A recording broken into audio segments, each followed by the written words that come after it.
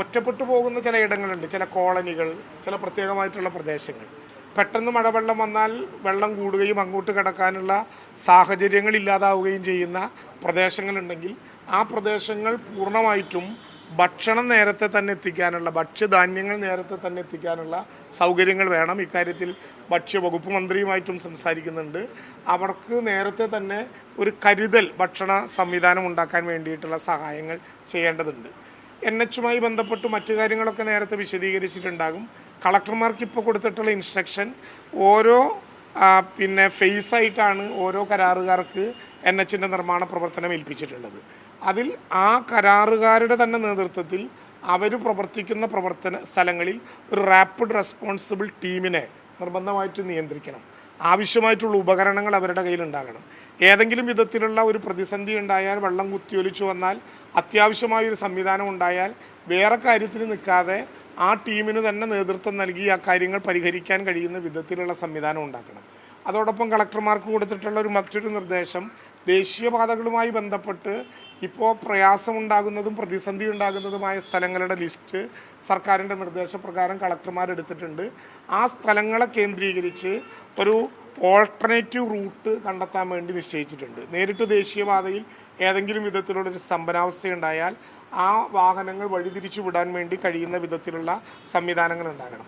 ക്യാമ്പുകളിൽ മനുഷ്യരെ പാർപ്പിക്കുന്ന ക്യാമ്പുകൾ, ആ ക്യാമ്പുകളിൽ പ്രത്യേകിച്ച് ചില രോഗങ്ങളുടെ മുന്നറിയിപ്പുകളൊക്കെ വന്ന സാഹചര്യത്തിൽ ക്വാറന്റൈൻ കേന്ദ്രങ്ങൾ ഉൾപ്പെടെ വേണ്ടി വന്നാൽ തുടങ്ങാൻ കഴിയുന്ന ധാരണയിൽ അത് തുടങ്ങണം. അതോടൊപ്പം തന്നെ പെറ്റ് അനിമൽസിനെയും മൃഗങ്ങളെയും ഒക്കെ കൊണ്ടുവന്നാൽ ക്യാമ്പിൻ്റെ ഭാഗമായി മറ്റൊരിടത്ത് അവരെ പാർപ്പിക്കാനുള്ള സൗകര്യം ഒരുക്കണം.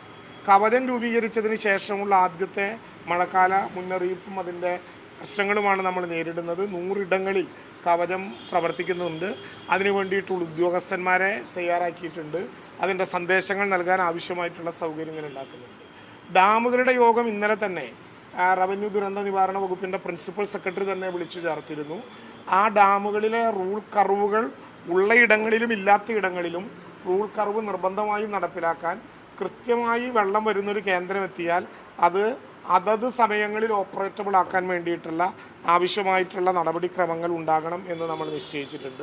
ക്യാമ്പുകൾ നേരത്തെ പറഞ്ഞതുപോലെ വലിയ നമ്പർ നമ്മൾ തീരുമാനിച്ചിട്ടുണ്ടെങ്കിലും അവിടെ ആവശ്യമായിട്ടുള്ള ഉദ്യോഗസ്ഥന്മാരായിട്ടുള്ള ചുമതലക്കാർ, അവിടെ എത്തിക്കേണ്ട ഭക്ഷണം, അതുമായി ബന്ധപ്പെട്ട മുന്നൊരുക്കങ്ങൾ, ഇതെല്ലാം നടത്താൻ 3950 ക്യാമ്പുകളിലും പ്രത്യേകമായിട്ടുള്ള ആളുകളെ തയ്യാറാക്കണം എന്നുകൂടി നിശ്ചയിച്ചിട്ടുണ്ട്. ഒറ്റപ്പെട്ട സ്ഥലങ്ങളിൽ ഭക്ഷണം കരുതണം. റവന്യൂ ഉദ്യോഗസ്ഥന്മാർ ഉൾപ്പെടെയുള്ള ഉദ്യോഗസ്ഥന്മാർ ഒരു കാരണവശാലും ജൂൺ 2-ാം തീയതി വരെ ലീവ് എടുക്കാൻ തയ്യാറാകരുത്. വളരെ അനിവാര്യമല്ലാത്ത കാര്യങ്ങളിൽ ലീവ് എടുത്തിട്ടുണ്ടെങ്കിൽ തിരിച്ചു വരാനുള്ള സൗകര്യം ഉണ്ടാകണം. അവരുടെ അധികാര പരിധിയിൽ തന്നെ കേന്ദ്രീകരിച്ച് നിൽക്കാൻ വേണ്ടി ചെയ്യണം. കളക്ടർമാർക്ക് കൊടുത്തിട്ടുള്ള ഒരു പ്രധാനപ്പെട്ട മുന്നറിയിപ്പ്, സോഷ്യൽ മീഡിയകളിലൂടെ തെറ്റായ വിധത്തിലുള്ള പ്രചരണങ്ങൾ നടത്താൻ ആരെങ്കിലും ശ്രമിച്ചാൽ മാതൃകാപരമായിട്ടും കർശനമായിട്ടുമുള്ള കേസുകളിലേക്ക് കടക്കണം. അത് പ്രോത്സാഹിപ്പിക്കാനാകില്ല. ഒരു പ്രയാസത്തെ നമ്മൾ നേരിടാൻ വേണ്ടി നിൽക്കുമ്പോൾ അതിൽ നിന്ന് മുതലെടുക്കാനോ അല്ലെങ്കിൽ അതിൽ നിന്ന് ഏതെങ്കിലും വിധത്തിലുള്ള സോഷ്യൽ മീഡിയയുടെ തങ്ങളുടെ ഭാഗമായിട്ടുള്ള പ്രാധാന്യം വർദ്ധിപ്പിക്കാനോ അറിഞ്ഞോ അറിയാതെയോ ആരും ശ്രമിക്കരുത്. എല്ലാ ജില്ലാ കളക്ടർമാരുടെയും മൊബൈലിലെ ഫേസ്ബുക്ക് പേജുകളിലൂടെ അതത് മണിക്കൂറുകളിലോ അത്യാവശ്യ ഘട്ടങ്ങളിലോ ഉള്ള എല്ലാ കാലാവസ്ഥാ പ്രവചന മുന്നറിയിപ്പുകളും നൽകും.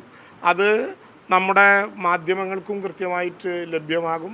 ദുരന്ത നിവാരണ അതോറിറ്റി KSTMA തന്നെ എല്ലാ മണിക്കൂറിലും അടുത്ത 3 മണിക്കൂറിലും ഉണ്ടാകാൻ പോകുന്ന സംഭവങ്ങളെ സംബന്ധിച്ച വളരെ വിശദമായിട്ടുള്ള റിപ്പോർട്ട് മാധ്യമ പ്രവർത്തകർക്ക് ഉൾപ്പെടെ ഷെയർ ചെയ്യുന്നുണ്ട്. അതല്ലാതെ മറ്റൊന്നും ശരിയായ റിപ്പോർട്ടാണെന്ന് കരുതി ജനങ്ങൾ ഷെയർ ചെയ്യരുത്. ഷെയർ ചെയ്യുകയോ ആ വിധത്തിൽ പ്രചരിപ്പിക്കുകയോ ചെയ്താൽ ശക്തമായിട്ടുള്ള കേസെടുക്കലല്ലാതെ മറ്റൊരു മാർഗവും ഇപ്പോൾ നമ്മുടെ മുമ്പിലില്ല. അക്കാര്യം കർശനമായിട്ട് നിയന്ത്രിക്കാൻ ജില്ലാ കളക്ടർമാരെ ചുമതലപ്പെടുത്തിയിട്ടുണ്ട്.